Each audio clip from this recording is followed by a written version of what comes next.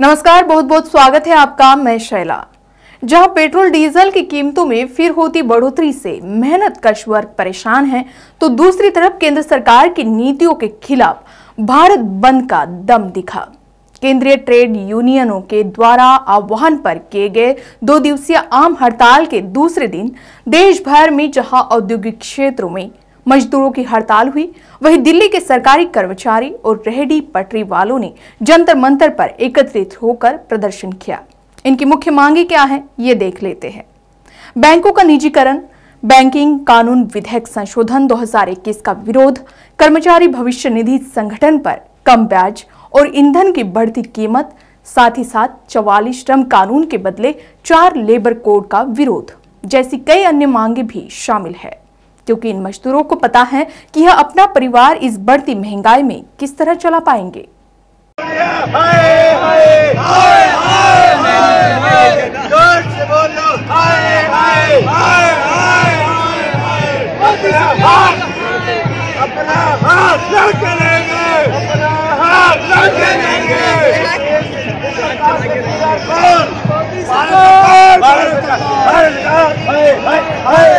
आज हम बात करेंगे मजदूरों की 2 दिवसीय देशव्यापी हड़ताल की और नजर डालेंगे दिल्ली एनसीआर और देश में हड़ताल के व्यापक असर पर। जो देश इन मजदूरों, इन श्रमिकों की मेहनत खून पसीने पर चलता है, उसकी आवाज कोई भी न्यूज चैनल और मीडिया आखिर क्यों नहीं बना।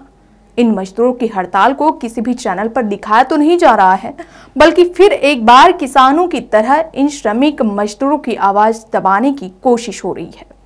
यह हम किसानों को याद करेंगे जो साल भर दिल्ली की सीमाओं पर डटे रहे और इसमें कई बार किसानों की आवाज दबाने की कोशिश हुई और इतने घाव झेलने और कई किसानों के बलिदान के बाद किसानों ने 3 काले कानून वापस लेने के खिलाफ अपनी जीत हासिल कर ली। ठीक उसी तरह इस 2 दिवसीय देशव्यापी हड़ताल को न सिर्फ व्यापक जन समर्थन मिला, बल्कि मजदूरों के साथ साथ किसान, छात्र, महिलाओं ने भी प्रदर्शन किया। 4 लेबर कोड को क्यों रद्द करवाना चाहती हो?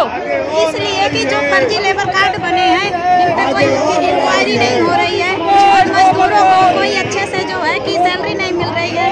सारे ये सब ऐसे है, इसलिए हम संघर्ष कर रहे हैं। 4 लेबर कोड में है कि लेबर का जो मेन मुद्दा है ना, कि 8 घंटे के बदले जो अब 12 घंटे काम करना पड़ेगा और न्यूनतम वेतन पर जो प्रतिघात है, सोशल प्रोटेक्शन, सोशल सिक्योरिटी के पर जो प्रतिघात है, उसके अपोजिट में, और जो सरकारी संस्थान को प्राइवेट संस्थानों में बेचा जा रहा है, और महिलाओं की सुरक्षा आज सुरक्षित नहीं है बिल्कुल, और मजदूरों को काम की कोई गारंटी भी नहीं है। इन सही बहुत सारे मुद्दे पर कल और आज पूरे भारत में कम से कम 20 करोड़ से ज्यादा मजदूर हमारे साथ बैंक कर्मचारी हैं, रेलवे भी है, उसके बाद ट्रांसपोर्ट का भी है, फैक्ट्री वर्कर है, कंस्ट्रक्शन वर्कर है, और जितने भी रेहड़ी पटरी के हैं सब स्ट्राइक पर हैं। और मैं इस 2 दिन की हड़ताल तो ये हमारा एक ट्रेलर है, आगे जो है लड़ाई भी बाकी है।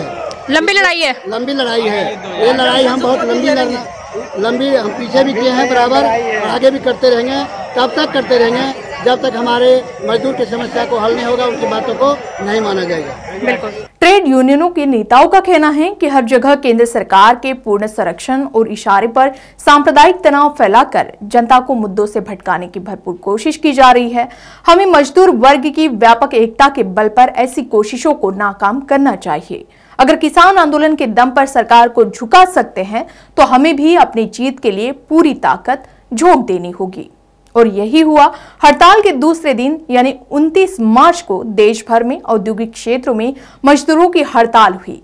दिल्ली में भी प्रदर्शन में दिल्ली जल बोर्ड, डीबीसी, बैंक, LIC, स्वास्थ्य विभाग, नगर निगम, रेहड़ी पटरी के साथ साथ घरेलू कामगार यूनियन के कर्मचारी सदस्यों ने सैकड़ों की तादाद में शिरकत की। हमारी जो एक मांगे हैं, जो सरकार जो 4 कोड बनाने जा रही है, इससे मतलब मजदूर को शोषण है, ठीक है। और यहाँ पे हर जगह निजीकरण, हर जगह चाहे फैक्ट्री हो, कंपनी हो या किसी भी जो प्राइवेट सेक्टर के जैसे अपने रोजगार हो, तो मतलब प्राइवेट सेक्टर में उसमें ऐसे कानून बनाने जिसके व्यवसाय कोई उनके लिए सोशल सिक्योरिटी उसमें उनको नहीं मिलेगी, जिसके चलते हम लोग प्रदर्शन कर रहे हैं, ताकि मजदूरों को भी ये समझ में आए कि हम उनके लिए तब तक खड़े हुए हैं और उनके लिए हम लोग प्रदर्शन कर रहे हैं, बिल्कुल, ताकि मजदूर भी जाने कि आज हमारे लिए यूनियन इन लोगों के लिए लड़ाई लड़ रहे हैं, या हमारी लड़ाई उनके हक के लिए लड़ाई है। बिल्कुल भी चाहते हैं मजदूर भी हमारे समर्थन करें ताकि हम लोग आगे संसद का घेराव करें और जो नियम जो बनाए गए हैं उनको ये पीछे ले ले, वापस ले ले, यानी आगे से जो भी सरकार जो भी नियम बनाए मजदूरों के हित में बनाए। हमें तो सरकार कोई भी हमें सरप्राइज नहीं है, पर सरकार जो भी नियम बनाए वो मजदूरों के हित में बनाए, हम उसके लिए सहमत। 28 और 29 मार्च को अखिल भारतीय ट्रेड यूनियनों, स्वतंत्र फेडरेशन एवं कर्मचारी संगठनों के केंद्रीय आह्वान पर देश भर के करोड़ों कामगार और कर्मचारियों ने एक बड़ी आम हड़ताल की। इस हड़ताल से बैंकों, वित्तीय सेवाओं, विभिन्न सरकारी सेवाओं, परिवहन, इस्पात इकाइयों, बंदरगाह और गोदी दूरसंचार सेवाओं, खेती बाड़ी, बिजली उत्पादन इकाइयों, कोयला और अन्य खदानों, तेल और प्राकृतिक गैस उत्पादन इकाइयों और लाखों दूसरे अलग अलग उद्योगों के कामकाज ठप पड़ गए। और सच में कश्मीर से कन्याकुमारी तक पूरे भारत में आंदोलन हुए। महाराष्ट्र, तमिलनाडु, केरल, पौंडीचेरी, आंध्र प्रदेश, तेलंगाना, त्रिपुरा, असम, हरियाणा, झारखंड और अन्य राज्यों के औद्योगिक क्षेत्रों में पर्याप्त रूप से हड़ताल का असर दिखा। प्रदर्शनकारियों का यह भी कहना रहा कि इस हड़ताल के बाद भी मजदूरों का संघर्ष अपने अपने स्तर पर जारी रहेगा और इस सरकार के मजदूर विरोधी नीतियों को हम किसी भी कीमत पर लागू नहीं होने देंगे। क्या नाम है आपका? मेरा नाम सुरेंद्र कुमार वधवा। ओके। मैं सिंडिकेट बैंक से रिटायर्ड हूँ। आज की जो ये हड़ताल 28 और 29 की हुई है, इसके बहुत से कारण हैं। सबसे बड़ा कारण है कि सारे देश को निजी हाथों में दिया जा रहा है। ये सारे बैंक, LIC, फाइनेंशियल इंस्टीट्यूशन, इन सबको प्राइवेट किया जा रहा है। प्राइवेट करने से क्या होगा? प्राइवेट करने से ये लोग गाँवों में जो देखिए भारत सरकार की नीति है वो सब खत्म हो जाएंगी। बिल्कुल। गाँवों में कोई ऑफिस नहीं खुलेगा, गाँवों में कोई बैंक नहीं खुलेगा, पब्लिक का बहुत नुकसान। हमारा तो जो होना है वो होगा, पब्लिक के लिए ये सही कि पब्लिक जो है उसके बैंकों को कोई नहीं खोलेगा किसी काम में जाके, और खोल दिया कहीं तो वो कहेंगे 10,000 15,000 का मिनिमम बैलेंस रखते हैं। सही बात है। तो दूसरा, ये जो NPS स्कीम आई हुई है, पेंशन बंद कर दी गई है। अरे क्या NPS स्कीम में 2,000 3,000 बाद में पेंशन दे देंगे? कुछ नहीं होने वाला। उस स्कीम को, जो पेंशन स्कीम है, उसको लागू करना पड़ेगा। सही बात है। इस तरह से ये जो भारत सरकार ने नीतियाँ अपनाई है, इसके अलावा हमारे देश के अंदर NPS को भी छोड़ दो, ये सारे बैंकों ने जो लोन दिए गए उस लोन को इतने हजारों करोड़ का लोन NPA हो गया है। हमारी मांग है कि उनकी रिकवरी की जाए। सारा पैसा जो बड़े बड़े हाथों में चला गया है उनका वापस लिया जाए, तभी इस देश का भला होगा। ये सारे बड़ी बड़ी हस्तियां मिलकर, फाइनेंस मिनिस्ट्री मिलकर, ये एक गुटबंदी बनाकर अपने वोटों की राजनीति चला रहे हैं और ये पैसा मोदी को, वो अपने नीरव मोदी और इस तरह के कितने हजारों लोगों को अभी 20,000 करोड़, 17,000 करोड़, 9,000 करोड़, कितने स्कैम हो गए।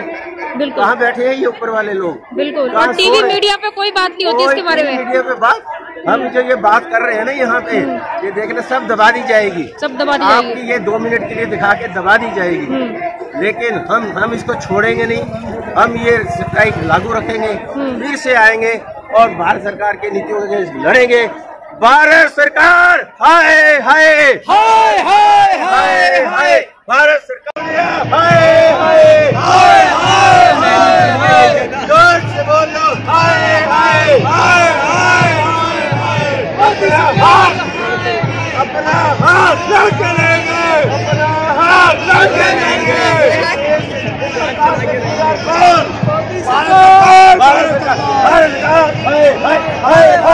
लगता है अब इन श्रमिकों की इस हड़ताल ने भविष्य के आंदोलन की दिशा तय की है। इस हड़ताल को देश भर में जिस तरह से समर्थन मिला है वो दिखाता है कि मजदूर वर्ग इस सरकार से किस कदर परेशान है और बढ़ती महंगाई से आम जनता।